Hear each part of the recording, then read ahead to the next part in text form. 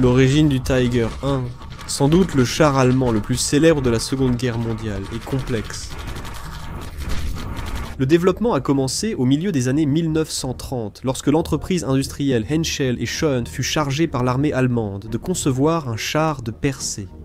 Pendant le développement, de nouvelles spécifications furent imposées au char, notamment une épaisseur d'armure requise et l'emploi d'un canon principal de 75 mm. Après le déclenchement de la guerre en 1939, les expériences contre les chars français et britanniques conduisirent à de nouvelles refontes, chaque prototype s'appuyant sur les tentatives précédentes. En 1941, l'Allemagne lança l'opération Barbarossa. Bien que très efficace, les chars allemands rencontrèrent des problèmes face aux chars soviétiques, notamment le bunker mobile qu'était le KV-1 et le T-34 omniprésent, ce qui entraîna de nouvelles refontes. Un concours fut organisé pour le nouveau char lourd, capable de surpasser ce que l'Union soviétique pouvait aligner, opposant Henschel et Porsche. Henschel remporta le concours, et le Tiger entra en production. La version finale était une combinaison des contributions de Henschel, Schoen, Porsche et Krupp. Il reçut la désignation Panzerkampfwagen 6 Tiger. Le Tiger reçut le chiffre romain 1, après l'introduction du Tiger II. Dimension. Le Tiger en était un char imposant, conçu avec de nombreuses fonctionnalités, la subtilité n'en faisant pas partie.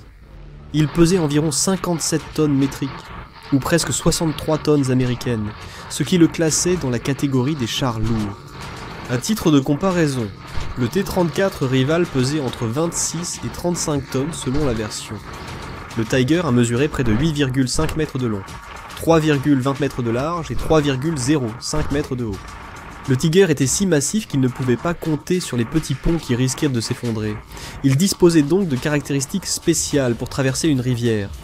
Cela comprenait une coque et une tourelle étanche, un tuba de 3 mètres de long et une pompe pour vidanger l'eau infiltrée. Armement. Le Tiger fut conçu pour écraser toute opposition avec aisance.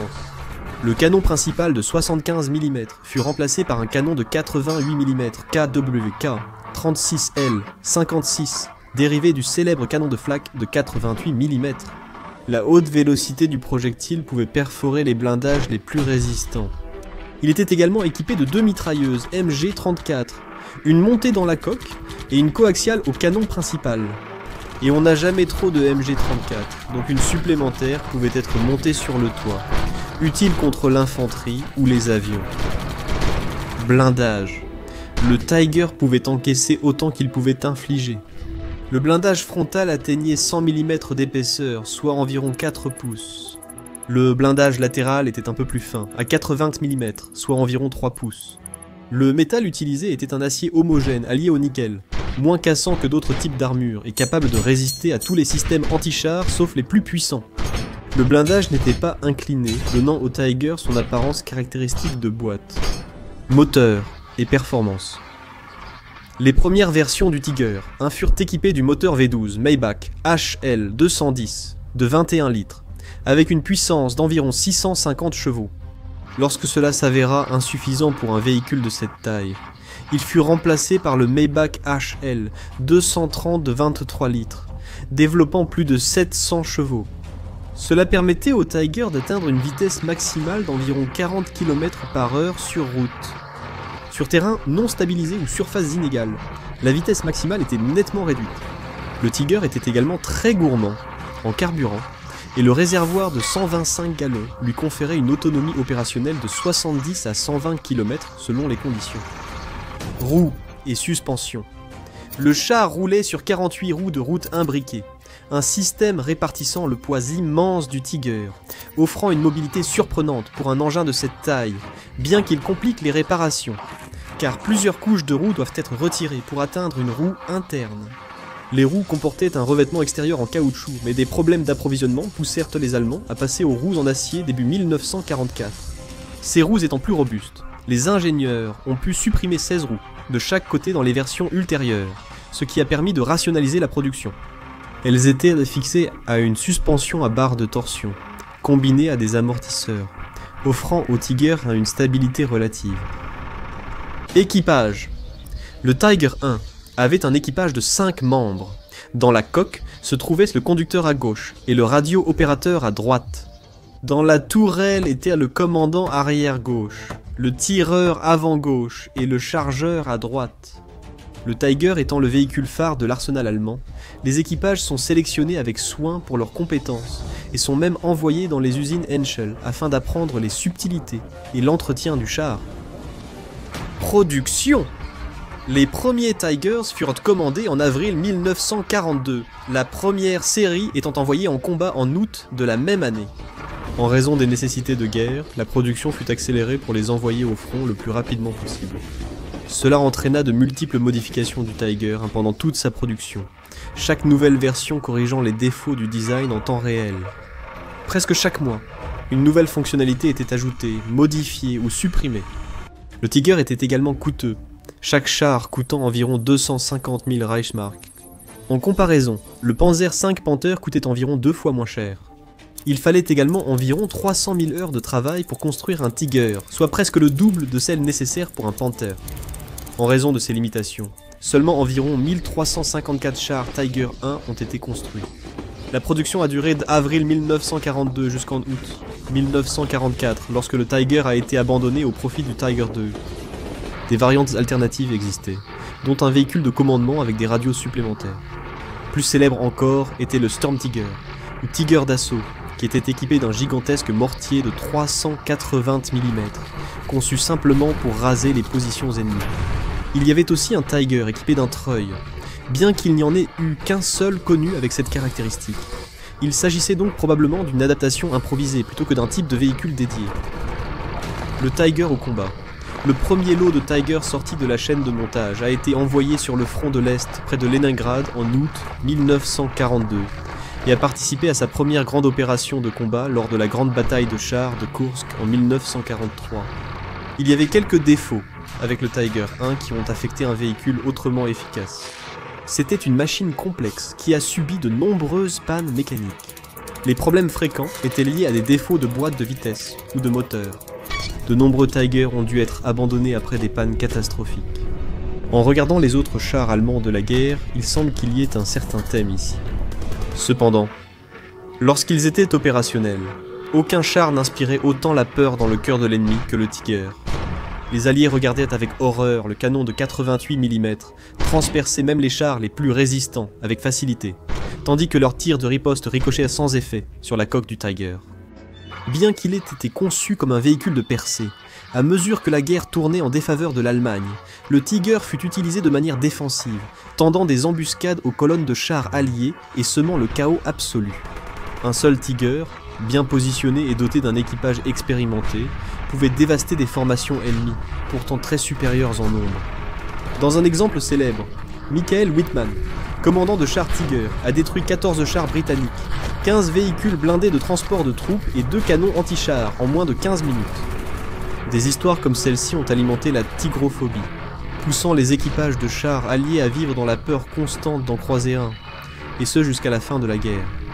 Ce phénomène était si répandu que les Tigers étaient accusés de détruire des véhicules alliés, même lorsque le véritable responsable était un autre type de char ou même un canon d'anti-char. La peur générée par le Tiger dépassait largement son efficacité réelle sur le champ de bataille. Un héritage qui a été renforcé par les films hollywoodiens, mettant en avant sa supériorité sur ses adversaires. Même aujourd'hui, le mythe persiste selon lequel il faudrait 5 chars alliés pour détruire un seul Tiger. Aujourd'hui, il ne reste qu'une poignée de Tiger, et un seul en état de marche, le Tiger 131 situé au musée des chars de Bovington au Royaume-Uni. Le dernier char Tiger en état de marche au monde. Peu d'armes, de véhicules ou d'avions de l'époque de la Seconde Guerre mondiale ont acquis le statut iconique qu'a eu le char Tiger. Il possède une réputation qui perdure encore aujourd'hui.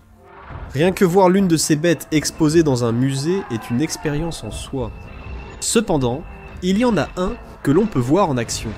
C'est le dernier char Tiger en état de marche au monde, le Tiger 131 du musée des blindés de Bovington, en Angleterre.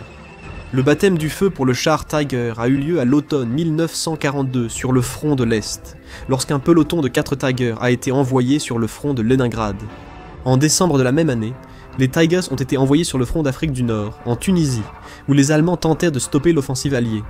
C'est là que le Tiger 131 a été déployé.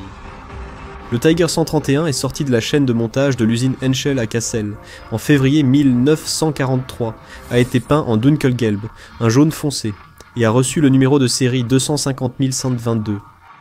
Avec les autres chars Tiger, le 131 a été monté sur un wagon et transporté jusqu'au port de Trapani, en Sicile. Là-bas, ils ont embarqué sur des ferricibelles, un radeau motorisé allemand utilisé pour le transport. La destination finale était Tunis, en Afrique du Nord.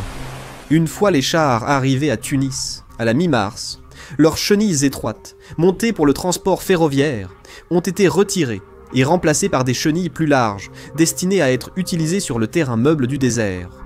Les pièces qui avaient été démontées pour faciliter le transport ont ensuite été remontées. Les chars désormais prêts au combat furent alors déployés au 504e bataillon de chars lourds de la 5e armée Panzer. Le Tiger 131 fut affecté à la première compagnie 3e peloton, en tant que premier char du commandant de peloton, d'où sa désignation 131, qui était peinte en rouge des deux côtés de la tourelle. La première mission du char Tiger 131 et de sa première compagnie était de renforcer les positions allemandes dans la région de Svox-Magnassi. À ce stade, la campagne de Tunisie touchait à sa fin. Les troupes britanniques et américaines avançaient envers la ville de Tunis, le dernier bastion de l'Axe en Afrique. Le 21 avril, afin de freiner l'avancée de l'armée britannique, les Allemands lancèrent l'opération Fleur de Lilas. Le but de l'opération était de contre-attaquer les Britanniques, qui avancèrent depuis la région autour de la colline, appelée Djebel Jaffa. Le char 131 n'était qu'un des chars ayant participé à l'opération, qui devait être une bataille décisive. Pour le Tiger 131, la guerre s'est terminée là, lors de la dernière défense allemande avant la capitale tunisienne. Presque entièrement intact, il finirait entre les mains des Britanniques. Un petit voile de mystère entoure la façon dont cela s'est produit. Pendant 75 ans, on a cru à tort que le char avait été capturé sur les pentes de Djebel Jaffa, alors que cela s'est produit 10 miles plus au nord-est, sur une colline plus petite connue sous le nom de 0174, également appelée Géré El Attar. Le point 174 s'est retrouvé au centre des événements. Après que les Britanniques sont réussi à vaincre les Allemands lors de la bataille de Longstop Hill, les 22 et 23 avril 1943, les Britanniques ont concentré leur attaque sur le point 0174 et le point voisin 0156, à l'ouest de la ville de Medjez el-Bab. Après que leurs attaques aient été repoussées le 23 avril, une nouvelle attaque commença le jour suivant. Le point 0174 fut attaqué par le 2e bataillon des Sherwood Foresters et le point 0156 par le 1er bataillon du King's Shropshire Light Infantry. Les deux bataillons étaient soutenus par un bataillon de chars composites sous le commandement du 142e Royal Armoured Corps. Le 1er bataillon du King's Shropshire Light Infantry a atteint rapidement son objectif, mais au prix de lourdes pertes. Le 2e bataillon des Sherwood Foresters subit également de nombreuses pertes, mais eut beaucoup plus de difficultés à s'emparer du sommet du point 0174. Dans l'après-midi du 24 avril, les Foresters s'emparèrent enfin de la crête pour être aussitôt attaqués par des chars allemands en position de tir à l'abri de leur coque, depuis une distance de 300 yards. Les Foresters résistèrent courageusement au bombardement intense du char Tiger, si bien que l'un des Tigers décida alors de quitter sa position pour se diriger vers le point 0174. C'était avec le Tiger 131. Arrivé au sommet de la colline, la panique a éclaté. Le char était ciblé de toutes parts. Les fantassins tirèrent des rafales avec leurs armes légères et lancèrent des projectiles avec leurs pias anti-chars. Des forestiers ont capturé un canon français de 75 mm et ont ouvert le feu sur le Tiger 131. Finalement, les chars Churchill de soutien de l'escadron B du 48e régiment royal de chars et l'escadron ad hoc du 142e corps royal blindé ont ouvert le feu depuis la colline voisine. Sous cette pluie de balles et d'obus, le Tiger 131 s'est soudainement arrêté. L'un des obus a touché le canon du Tiger et a ricoché dans la couronne de tourelle, bloquant ainsi la tourelle. Un second tir a ensuite endommagé le dispositif d'élévation du canon, en touchant l'anneau de levage de la tourelle.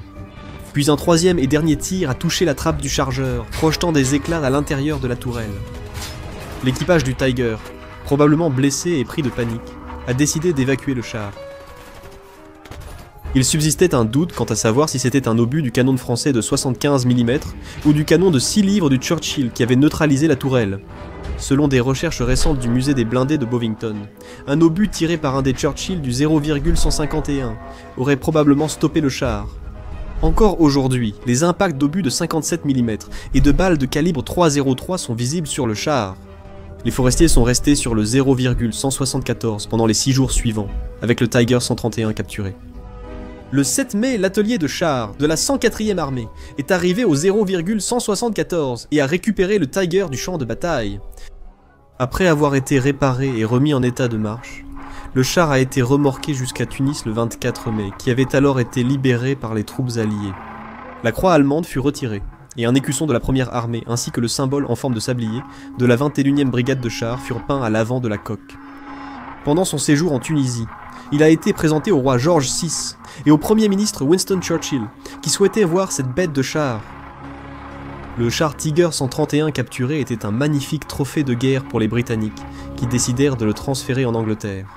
Le char a été conduit au port de la Goulette et transporté par ferry à Bizerte le 3 août 1943. À Bizerte, le char embarqua sur le SS Empire Candida et navigua jusqu'à Bonn, d'où il fut transféré à Glasgow à bord du SS Ocean Strength. Il est finalement arrivé au Royaume-Uni le 8 octobre. Au Royaume-Uni, le Tiger 131 a commencé une nouvelle vie. Avant d'être transféré au département de conception des chars à Chertsey, dans le Surrey, il a été exposé aux Horse Guards à Londres et a même fait une tournée d'exposition à travers le pays. Cependant, l'exposition n'a pas duré longtemps, car des experts du département des chars ont mis la main dessus et l'ont soumis à un examen approfondi. Le char a été dépouillé de la plupart de ses composants essentiels, tels que le moteur, la transmission et bien plus encore. Il était dans un tel état qu'il a finalement été mis de côté, car à la fin de la guerre, l'intérêt pour des recherches supplémentaires avait disparu. Finalement, le 25 septembre 1951, le char a été remis au musée des chars de Bovington. Là-bas, le Tiger 131 a passé près de 4 décennies au musée, en tant qu'exposition statique, jusqu'à ce qu'une équipe de restaurateurs décide de lui redonner vie. Dans le cadre d'un projet extrêmement exigeant, le Tiger 131 a été entièrement démonté et la majorité de ses pièces d'origine ont été remises en place après restauration. Certains composants, comme le câblage, ont été remplacés par des versions modernes, tandis que d'autres ont été entièrement refabriqués. Son souffle de vie provenait d'un moteur Maybach HL 230 en état de marche, prélevé sur un autre char Tiger pour remplacer le moteur HL 210 d'origine, mis à la casse par les ingénieurs du département de conception des chars. Enfin, le char a été peint selon un schéma de peinture approprié avec tous les marquages allemands d'origine restaurés. Le résultat final est la plus grande attraction du musée des chars, le seul char Tiger entièrement opérationnel au monde. Lors des désormais célèbres Tiger Days, les visiteurs du musée ont l'occasion de voir en action l'un des chars les plus célèbres de l'histoire. Les chars nazis ont la réputation de surpasser les chars alliés. Mais même les meilleures machines ont besoin de quelqu'un pour les faire fonctionner. Voici l'histoire de l'un des as de chars allemands les plus célèbres ou tristement célèbres de la Seconde Guerre mondiale, le Baron Noir. La guerre éclate en 1939 et Michael Wittmann, le fils d'un agriculteur, fait partie d'une unité de reconnaissance où il conduit une voiture blindée. Ce n'est pas vraiment un char, mais il faut bien débuter.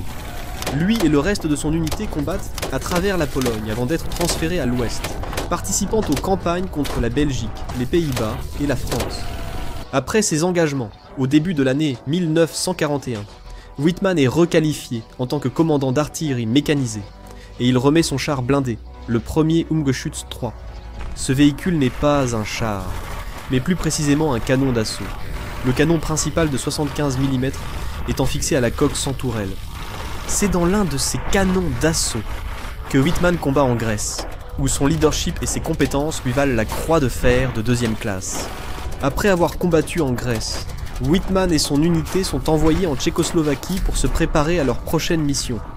Le 22 juin 1941, 3,5 millions de soldats allemands lancent l'opération Barbarossa, l'invasion de l'Union soviétique.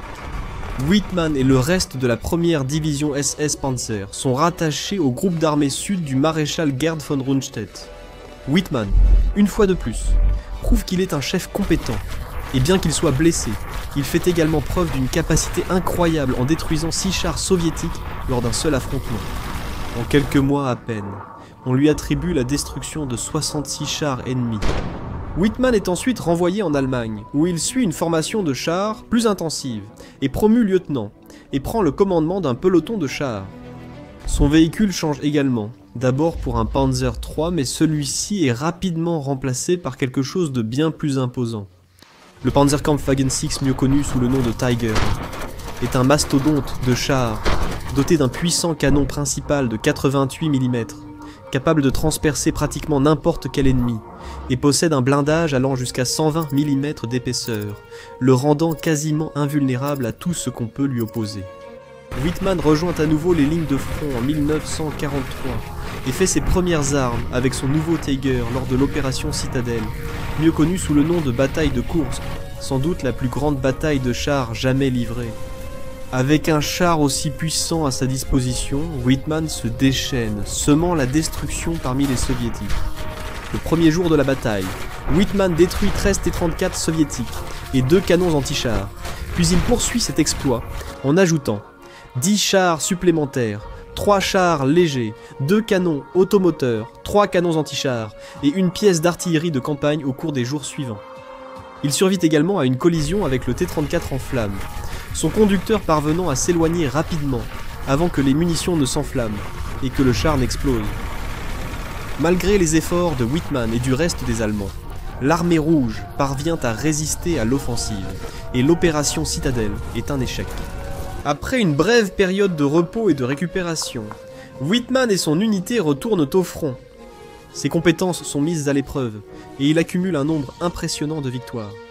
En janvier 1944, il est crédité de la destruction de 88 chars ennemis, pièces d'artillerie et autres véhicules, et reçoit la croix de chevalier. À la fin du mois, son total atteint 117 véhicules ennemis.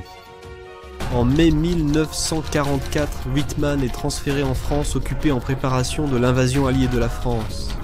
Lorsque les Alliés lancent l'invasion de la Normandie le 6 juin 1944, Whitman et les 6 chars Tiger de son unité sont redéployés dans la région, arrivant le 12 juin. C'est ici que Whitman réalise l'exploit le plus célèbre de sa carrière. Le 13 juin 1944, Whitman et le reste de ses hommes sont stationnés près de la ville de Villers-Bocage, défendant une position appelée la colline 213. Il est tôt le matin, et le 4e régiment de Yeomanry du comté de Londres avance en direction de la colline où les chars Tiger les attendent. Eux, ainsi qu'une compagnie d'infanterie de soutien, essaient de sécuriser la route pour une avancée vers la ville de Caen, bien que la végétation dense de la campagne normande réduise leur visibilité. Au total, Whitman dispose de son propre Tiger, de 3 autres Tiger et d'un Panzer IV. Face à eux, il y a environ 60 chars britanniques half-tracks, véhicules porte-canons et canons anti-chars. Alors que d'autres auraient pu être mal à l'aise face à une supériorité numérique de plus de 10 contre 1, Whitman se retrouve dans un environnement riche en cibles. Whitman contourne les Britanniques sans être détecté, laissant ses hommes faire face à l'avant de leur colonne. Vers 9 h du matin, les Britanniques entendent un appel paniqué à la radio. « Mon Dieu, il faut qu'on s'en aille d'ici. Il y a un char Tiger qui progresse à environ 50 mètres de nous. » Surgissant des broussailles comme son homonyme, le Tiger de Whitman attaque l'arrière de la colonne britannique, détruisant immédiatement un char Cromwell, suivi peu après d'un Firefly, puis de 3 autres chars. Whitman avance parallèlement à la route, utilisant le puissant canon de 88 mm du Tiger, pour détruire des chars, des half-tracks, des véhicules porte-canons et tout ce qui se trouve dans sa ligne de mire. Les Britanniques ripostent, mais leurs obus ne sont qu'une gêne plutôt qu'une véritable menace. Il avance ensuite vers Villers-Bocage, accumulant encore plus de destruction. L'ensemble de l'engagement dure environ 15 minutes, et lorsque la poussière retombe, les Allemands ont détruit entre 13 et 14 chars, 13 à 15 véhicules de transport et 2 canons anti-chars. Les Allemands résistent toujours à Villers-Bocage, un échec cuisant pour la progression britannique. Mais Whitman ne joue plus aucun rôle dans la bataille, après avoir été mis hors de combat par un canon anti-char qui touche la roue motrice du Tiger. Pour ses actions ce jour-là, il reçoit les épées pour sa croix de chevalier, et est promu au grade de SS Hauptsturmführer, équivalent à capitaine. Il passe les 2 mois suivants à combattre l'avancée des Alliés à travers la France. Le 8 août, il participe à une contre-attaque près de la ville de Saint-Aignan-le-Cramesnil, où son unité tombe dans une embuscade tendue par des forces blindées britanniques et canadiennes. Un coup fatal enflamme les munitions dans le char Tiger de Whitman, tuant l'équipage et projetant la tourelle hors du char. Whitman est enterré dans une fosse commune, avant d'être formellement identifié en 1983. Ses restes sont réinhumés au cimetière militaire allemand de la Cambre, en Normandie. L'héritage de Michael Wittmann est pour le moins complexe. Au total, il est l'un des, sinon le plus grand as de chars de tous les temps, avec à son actif environ 138 chars ennemis et 132 pièces d'artillerie détruites. Ses exploits sont encore étudiés et discutés aujourd'hui. Il est important de se rappeler qu'un char n'est pas opéré par un seul homme, mais par un équipage, et l'équipage de Wittmann faisait partie des meilleurs des forces armées allemandes. Plus précisément, Wittmann comptait énormément sur son tireur Balthasar Vaur, qui maniait le canon principal comme un fusil de sniper, capable d'atteindre des cibles en mouvement, un exploit extrêmement difficile à réaliser, à une époque où les gyrostabilisateurs n'existaient pas. En même temps, beaucoup restent sceptiques quant à son palmarès. Beaucoup pensent que ces chiffres ont été exagérés, et il ne fait aucun doute que ces actions ont été utilisées comme propagande allemande, ce qui rend la vérité difficile à établir.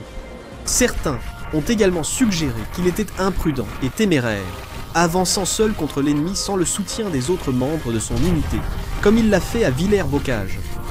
On pense également que sa réputation doit plus à la robustesse du Tiger I qu'à ses propres compétences. Le blindage épais était imperméable à toutes les armes anti-chars, sauf les plus puissantes, donc les chars ennemis ne représentaient pas vraiment une menace pour lui. Après son transfert sur le front de l'Ouest, Wittmann a été tué au combat après 2 mois, où il a affronté des chars équipés de canons plus puissants, capables de transpercer le blindage du Tiger.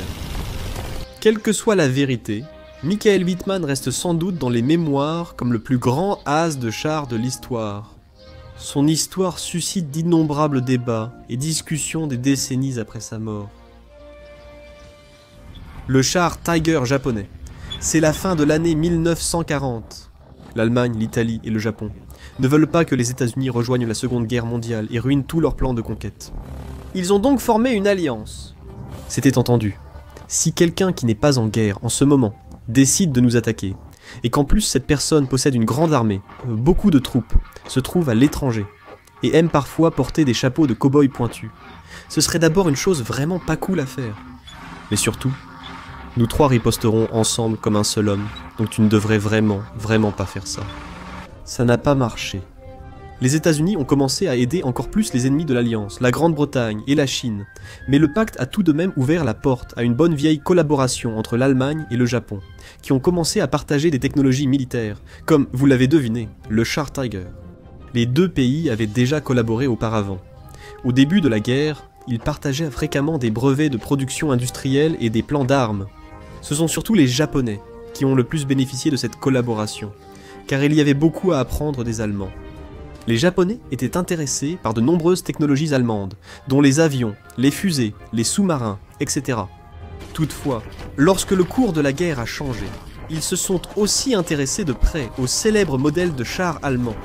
Ils ont été particulièrement impressionnés par un modèle en particulier, le Panzerkampfwagen 6 Ausführung H1, plus connu sous le nom de char Tiger. Alors que les Alliés s'approchèrent des principales îles du Pacifique vers la fin de la guerre, les Japonais étaient impatients d'ajouter les chars Tiger à leur arsenal. Au début de la Seconde Guerre mondiale, les forces armées impériales japonaises étaient l'une des puissances militaires les plus redoutables au monde. Comparée à la force navale, l'armée impériale japonaise était cependant nettement moins développée. Cela n'était pas dû à une insuffisance, mais plutôt aux conditions d'avant-guerre et du début de la guerre, qui n'avait pas exigé du Japon de construire une armée plus puissante que celle qu'il possédait. Les armes et l'équipement dont disposait l'armée impériale japonaise étaient insuffisants pour vaincre ses ennemis en Chine et en Asie du Sud-Est, ainsi que pour maintenir le contrôle sur les territoires occupés. Quant à la guerre dans les îles du Pacifique, le commandement japonais a estimé que des armes et un équipement plus légers étaient bien mieux adaptés à cet environnement difficile, en plus d'être moins coûteux et plus faciles à transporter par bateau. Le gouvernement japonais tenait à maintenir un budget strict pour l'armée, et préférait investir la majeure partie des finances dans sa marine et son armée de l'air, considérées comme prioritaires. La flotte de chars de l'armée impériale japonaise se limitait à des chenillettes, des chars légers et des chars moyens. Le char japonais le plus produit était le char moyen, type 97 Chiha, ainsi que sa version améliorée avec tourelle, le type 97 Kaishinoto Chiha. Le type 97, un char moyen compact à 4 membres d'équipage avec un canon de 57 mm, a su remplir sa mission pendant la campagne du Pacifique. Les Japonais ont vite compris que leur char était bien inférieur lorsque, en 1943, les Américains ont introduit les chars moyens M4 Sherman dans le théâtre d'opération du Pacifique, qui sont rapidement devenus les blindés dominants en Extrême-Orient, surpassant tous les adversaires. Il était devenu évident pour les hauts responsables militaires japonais que lorsque les Américains lanceraient leurs attaques inévitables contre les principales îles du Pacifique occupées par le Japon, l'armée impériale aurait énormément de mal à contrer les unités blindées américaines désormais supérieures. Ils avaient donc besoin d'un char plus puissant et se sont tournés vers leurs alliés allemands pour obtenir de l'aide. L'ambassadeur japonais à Berlin, le général Hiroshi Oshima, fut chargé de conclure un accord avec les Allemands pour l'achat de plans ainsi que d'un exemplaire de char pouvant répondre aux nouveaux besoins japonais. Au début de 1943, ils achetèrent 2 versions du Panzer III, l'une équipée d'un canon de 50 mm et l'autre d'un canon de 75 mm. Cependant, au moment où les chars furent transportés au Japon et arrivèrent à destination, ils étaient déjà obsolètes. Même le Panzer IV n'était pas capable de répondre à leurs exigences pressantes. Les Japonais cherchèrent quelque chose de bien plus puissant. Le général Hiroshi Oshima avait précédemment rendu visite aux troupes allemandes combattant sur le front de l'Est et était reparti extrêmement impressionné par les chars Tiger. Il fut vite décidé que ce char était exactement ce dont les Japonais avaient besoin pour affronter le Sherman. Ainsi, en mai 1943, le général Oshima s'est adressé aux Allemands avec une proposition d'acheter un plan et un exemplaire d'un Tiger I, ainsi que des munitions. L'ambassadeur japonais visita l'usine Henschel pour s'informer sur la production et les spécifications techniques requises pour fabriquer ce type de char. Les ingénieurs allemands ont été très clairs en expliquant que la production du char Tiger nécessiterait bien plus que l'achat d'un simple plan. Les Japonais devaient s'assurer que l'industrie et les matériaux utilisés étaient compatibles avec les exigences de production du char Tiger. Après une série de discussions, les Japonais finirent par acheter un exemplaire du Tiger I, numéro de châssis 250 455, pour la somme de 645 000 Reichsmark, soit environ 258 000 $ américains. Ironiquement, le gouvernement allemand ne payait que 300 000 Reichsmark par véhicule. Les Japonais ont probablement payé plus cher, car c'était le vrai coût commercial du char. En comparaison avec le Tiger I, le coût de production d'un type 97 Chiha sans armement était d'environ 126 000 yens, soit environ 33 800 $ américains. Les chars Tiger devaient en permettre aux Japonais de faire un bond géant dans la technologie des chars. Par toutes ces caractéristiques, le Tiger était de loin supérieur à tout ce que possédaient les Japonais, y compris leurs meilleurs blindés, le char moyen type 97 Kai. Tout d'abord, avec un poids de 60 tonnes, le Tiger était plus de 3 fois plus lourd que le type 97 Kai, qui ne pesait que 18 tonnes. Le Tiger I avait également un blindage nettement plus épais que le type 97. Le blindage frontal de la caisse et de la tourelle était de 100 mm d'épaisseur, les flancs de la caisse 60 mm et les côtes et l'arrière de la tourelle 80 mm. Le Tiger était équipé du canon Kampfwagen canonné 36 de 8,8 cm, l'un des armements les plus puissants de la Seconde Guerre mondiale. Par rapport au canon type 97 de 47 mm, ce dernier était bien plus puissant et perçait plus facilement le blindage américain. La munition anti-char Panzergranate 40 du Tiger pouvait percer un blindage en acier jusqu'à 160 et 11 mm d'épaisseur. Il est difficile de prédire à quel point le Japon aurait bénéficié d'avoir sa propre version du Tiger I. Est-ce que cela aurait fait une grande différence pour défendre la Mandchourie plus tard contre les soviétiques, ou pour contrer les chars américains qui progressaient d'île en île dans le Pacifique? Avant même de pouvoir le savoir, les responsables japonais se sont vite rendus compte à quel point il était difficile, sur le plan logistique, de transporter ces puissants véhicules sur la longue distance séparant l'Allemagne du Japon. Les Allemands et les Japonais avaient déjà de l'expérience dans le transport d'armes et d'équipements qu'ils échangeaient, mais cette tâche allait être sans précédent. Dans la plupart des cas, un objet était démonté en pièces plus petites et expédié par sous-marin à travers la mer. Le problème avec le Tiger était qu'il était tout simplement trop grand pour cela, même une fois démonté. Le plus gros problème était sa coque gigantesque, qui pesait presque 30 tonnes. En plus de cela, à cette époque, les marines alliées contrôlaient totalement quels navires pouvaient traverser les océans entre l'Europe et le Japon. Cependant, le Tiger japonais a été envoyé à Bordeaux, les plans pour son transport ayant été arrangés. Son voyage a été brusquement interrompu, lorsque, en juin 1944, les Alliés ont lancé leur invasion de l'Europe. Les Allemands devaient mobiliser toutes leurs forces disponibles. Un char lourd Tiger, inutilisé dans le port de Bordeaux, était un luxe que les Allemands ne pouvaient pas se permettre d'ignorer. Ainsi, le 21 septembre, les Japonais acceptèrent de prêter leur 101e bataillon SS de chars lourds, qui sera plus tard renommé 501e bataillon SS de chars lourds. C'est après ces événements que le sort du char devient en grande partie inconnu. On pense généralement que le char a été détruit par les forces alliées lors de la retraite chaotique des Allemands à travers la France. Malgré d'énormes efforts et de grandes dépenses financières de la part des Japonais, le char n'est jamais arrivé sur les côtes du Japon, et il n'a jamais combattu dans le théâtre du Pacifique sous le drapeau du soleil levant.